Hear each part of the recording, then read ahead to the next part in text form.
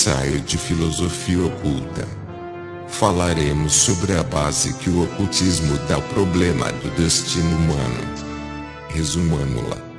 Que somos nós, aonde vamos, e de onde viemos. A vida tem uma finalidade. Somos livres ou determinados? Existe uma sanção para as nossas boas ou más ações? Existem mesmo ações que sejam boas e outras que sejam más? O materialismo responde: somos o produto de uma evolução material, e o agregado de células que constituem o nosso eu desaparecerá com a morte e irá constituir outros organismos. Viemos por acaso e iremos para o nada. As nossas faculdades, como as nossas ações, dependem da hereditariedade, do meio dos nossos órgãos.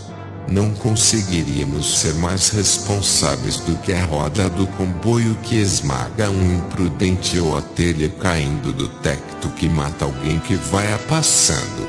O bem e o mal são palavras inventadas pelo nosso orgulho para satisfazer a nossa vaidade. A polícia ainda é a sanção moral mais elevada. O homem, assim concebido, é composto de um vil princípio, corpo físico. O catolicismo ensina-nos que somos compostos de um corpo mortal e vil, e de uma alma imortal. Um vem do pó, é o corpo, e a ele voltará. A outra vem de Deus, é a alma, e irá, depois da morte, para o paraíso ouvir os anjos nos seus cânticos e contemplar um Deus antropomorfo. Se ela foi sapiente, se foi mau, irá para o inferno por toda a eternidade. Se foi neutra e praticou alguns pecados veniais, o purgatório estende os seus tormentos por alguns milhares de anos apenas. O resto está em conformidade e capaz de satisfazer plenamente as inteligências médias.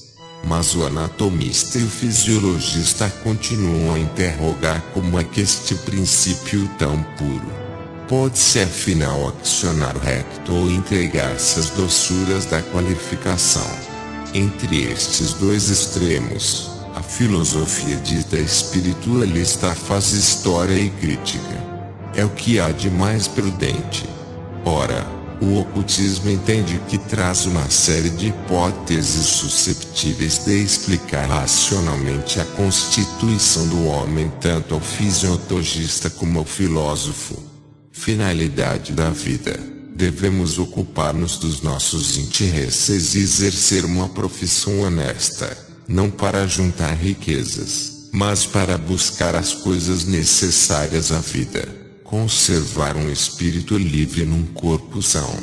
Enfim, devemos empregar esta dupla vantagem, a liberdade de espírito e a saúde do corpo, para desenvolver a inteligência e conduzi-la, pelo caminho da ciência, ao conhecimento de Deus. Maimônides Sec.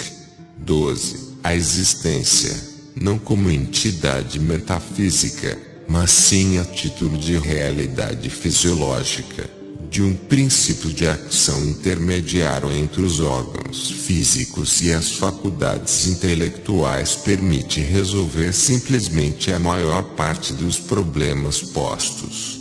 O materialista tem perfeitamente razão nas suas afirmações, mas fica-se pelo estudo do corpo físico. O espiritualista também está na verdade, mas só estuda o polo oposto da balança, o espírito consciente. O ocultista procura, não destruir, mas sim unificar os esforços da filosofia e os da ciência. Adquirir a verdade por meio das suas faculdades inteligíveis, a virtude por meio das suas faculdades anímicas, a pureza por meio das suas faculdades instintivas. Fabre d'Oliveira, 1820. A finalidade da vida é cada um fabricar por si mesmo seu futuro destino, porque o homem é livre no círculo da fatalidade que o conduz, como o passageiro do navio é livre na sua cabina. Tudo que existe tem que ter o nosso respeito, tanto o corpo físico como o espírito. O misticismo é uma perda de equilíbrio moral, tão grande como o sensualismo.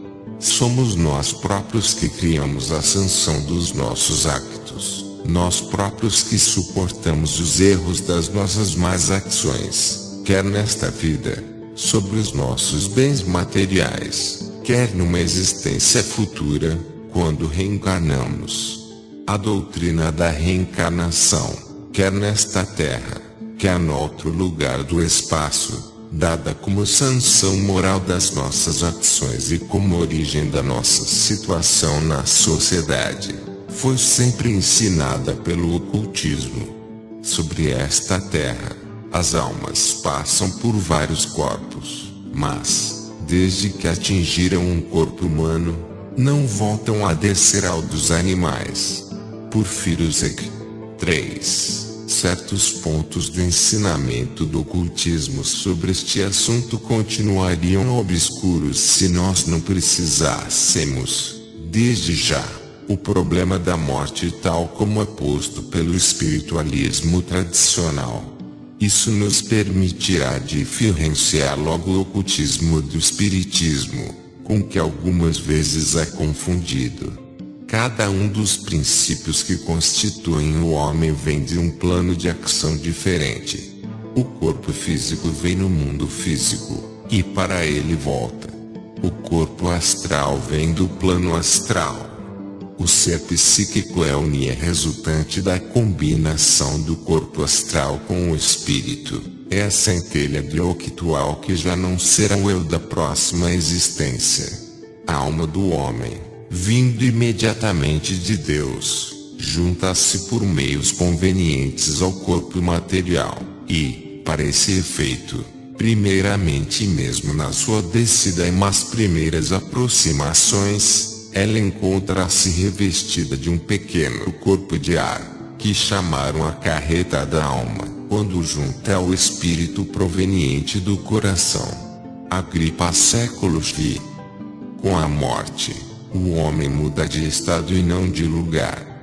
Ele realiza o ideal que forjou na sua última existência, e esse ideal subsiste tanto mais longamente quanto maior a intensidade com que foi concebido. Depois, a entidade espiritual reencarna e prossegue assim na sua individual evolução, sobe e desce na escala social, mas progride apesar dela mesma, porque o sistema inteiro evolui para a reintegração final. O progresso existe para a generalidade, embora pareça não existir para o indivíduo. Não é a nossa alma que sofre e que morre, é a personagem. Plutônio Sec. 3. Mas a evolução, para ser real, deve ser coletiva. As coletividades têm as mesmas leis de existência, de doença e de morte que os indivíduos. O homem é para a humanidade o que uma célula do corpo humano é para o ser inteiro.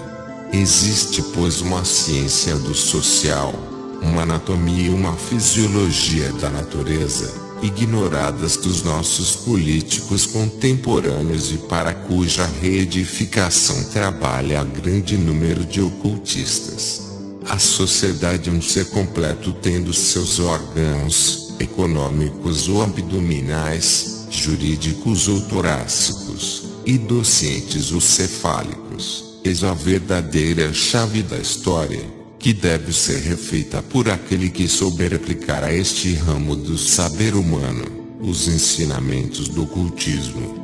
Esperamos também que, ao lado de críticas violentas relativas à filosofia ocultista, que nossas visões não deixarão de provocar, talvez se encontrem algumas almas que descobrirão aí o caminho que conduz ao único ideal que se deve buscar na Terra. A paz do coração pela certeza científica da sobrevivência e pela compreensão da justiça do verbo em todos os planos de existência.